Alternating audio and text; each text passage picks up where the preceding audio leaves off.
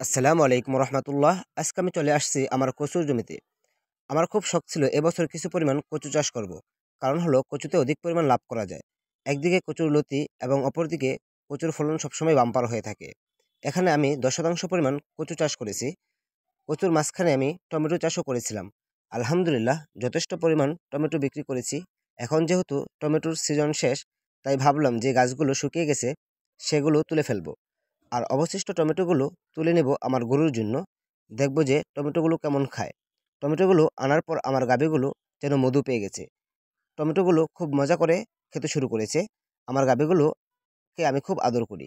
আমি যখন খামারে আসি তখন আমাকে দেখলে গাভীগুলো খুব খুশি হয়ে যায়। এরপর চলে আসি আমার রাজহাঁসের খাঁচার সামনে। এসে দেখি আমার রাজহাঁসটি ডিম নিয়ে কুচে বসে গেছে। আলহামদুলিল্লাহ, গত 1 মাস আগে এই রাজহাঁসটি ডিম থেকে বাচ্চা ফুটিয়েছিল। এখন আবার ডিম নিয়ে কুচে বসে গেছে। এরপরে হঠাৎ দেখি আমার কবুতরের খোপ থেকে মুরগি বের হয়েছে। তা দেখে আমি কবুতরের খোপটি দরজা খুলি। খুলতেই দেখি আমার কবুতরের বেশ কয়েক জোড়া ডিম থেকে বাচ্চা ফুটে বের হয়েছে। এরপর খুঁজতে শুরু করি কবুতরের খোপে মুরগি ঢুকলো কেন। খুঁজতে খুঁজতে দেখলাম কবুতরের খোপে মুরগি ডিম পেড়েছে।